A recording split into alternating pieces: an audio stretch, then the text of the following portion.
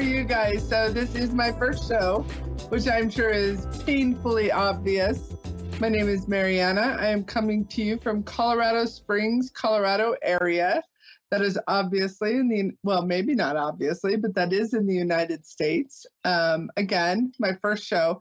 I wanted to come to you tonight from my barn with my colt and my mare, but unfortunately, lack of sleep, lack of preparation, and lack of time has brought me to my standard chair. Okay, sorry. There's little prompts on there. My bad. Again, first night. Again, MaryAnna, I am the energy reader. And what is an energy reader? It is a psychic, an evidential medium, an evidential communicator, animal communicator, and an evidential non-verbal communicator rolled into one. So what is a non-verbal communicator? I do talk to people with dementia, comas, autism, etc., to facilitate conversations between their caregivers and or parents and the person who is nonverbal. In that realm, if you will, is animal communication, which is what this show, if you will be about.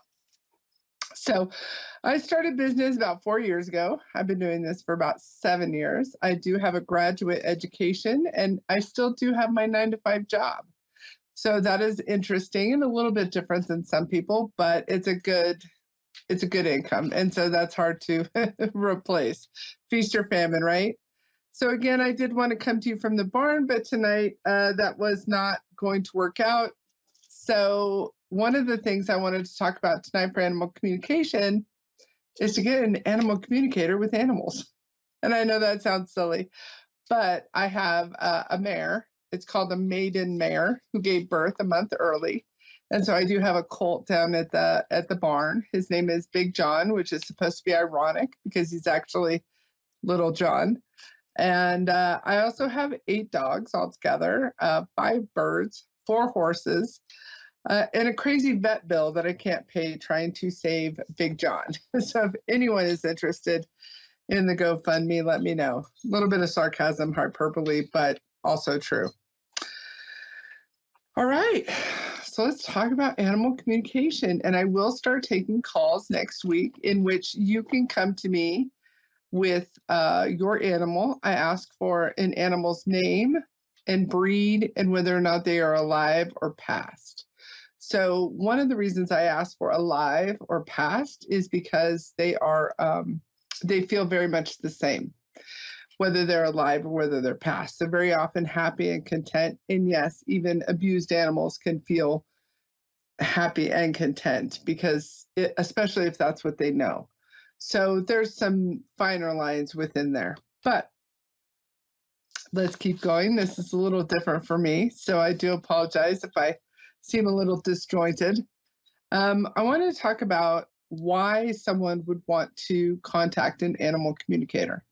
Why would you even want an animal communicator at all?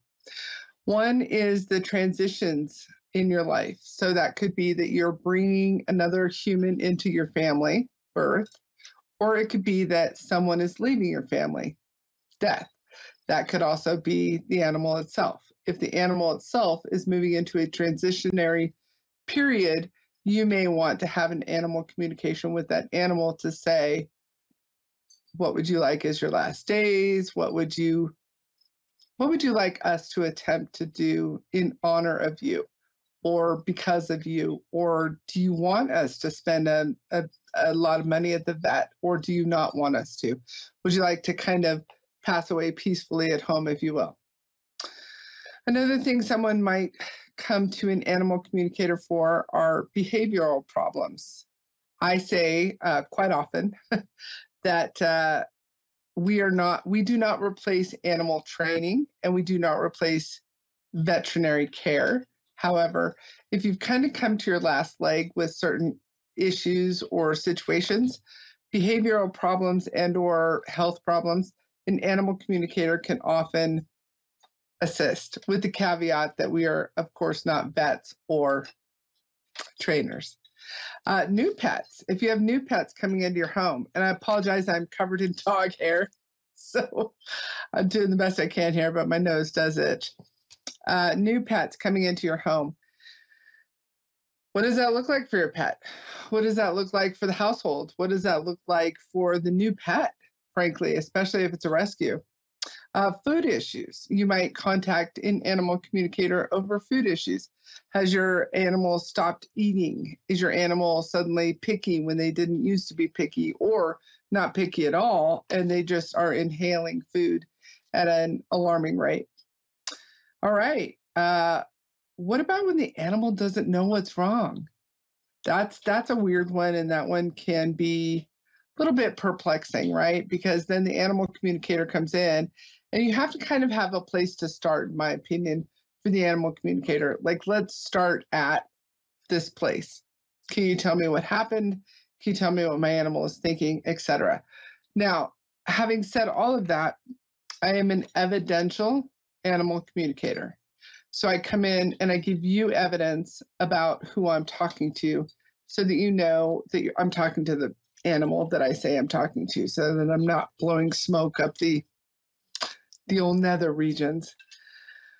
When I come in and give evidence, it could be favorite toys, it could be favorite people, it could be personality traits, it could be mannerisms. It's a lot like evidential mediumship, which brings up another thing.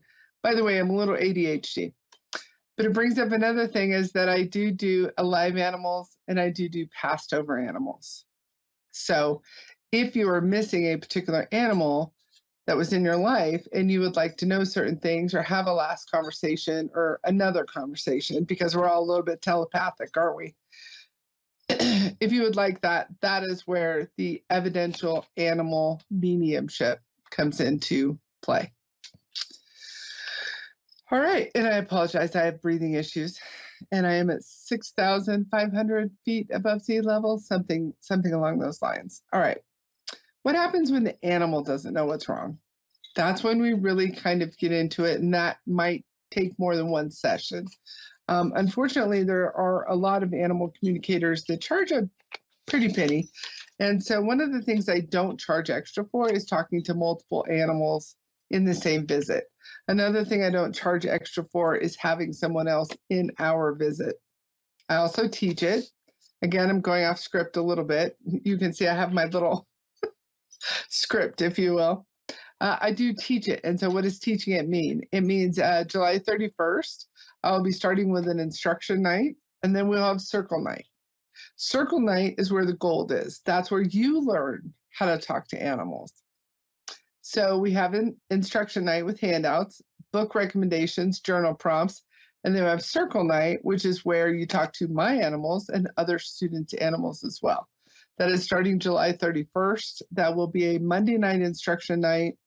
And if I recall correctly, I'm extremely tired, a Wednesday night circle night, or Thursday. And I apologize. I think it's Wednesday. And that's where you really get your confidence and where you learn how to animal communicate. Because it's wonderful if you can come to me, but what if you can just do it for yourself? All right, let's keep going. Again, next week, I will hopefully have a caller so I can exhibit my animal communication. But if you would like to see exhibitions before then, you can go to YouTube. It's at MaryAnna, no, at Energy Reader MaryAnna, MaryAnna. On TikTok, it's at MaryAnna_energy_reader. And my website is www.soul.vip.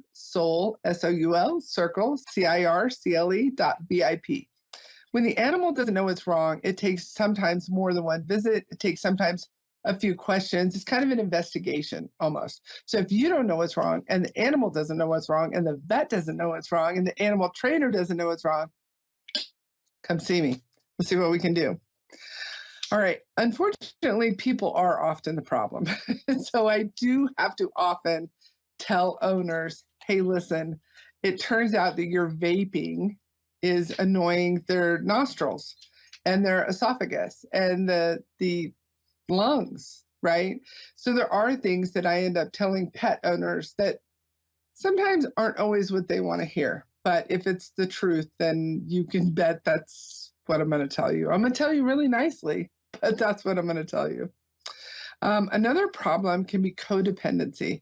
Unfortunately, we get so attached to our animals today that we treat them like children, but they are still animals. And because they're still animals and not actual humans, they need boundaries and they need consistency and they need you to be the alpha and they need you to be in charge.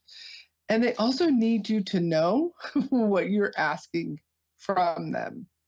I know that sounds super simple, but have you ever met a person who said they called for a dog, let's say, right? And they were like, Pebbles, Pebbles.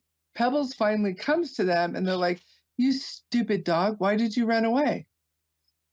Well, the dog has just come back to you, and the dog is now utterly confused because you're sitting there saying, Pebbles, Pebbles, right, Stella? The dog comes back to you, bam. Now they're in trouble. Why would they come back to you again? All right, so let me wrap this up.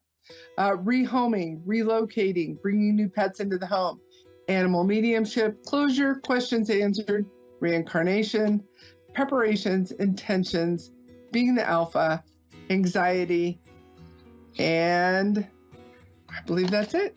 So if you have a question, I believe there is a link in the bio. And we will talk on this channel, though, about behavioral problems, transitions. That could be birth, that could be death, that could be new pets, that could be food issues, that can be when the animal doesn't know what's wrong. People are often the problem, unfortunately. Codependency, relocating, rehoming, animal mediumship, and more, reincarnation. So go ahead and send me an email if you're interested in being a caller on the show for an animal communication.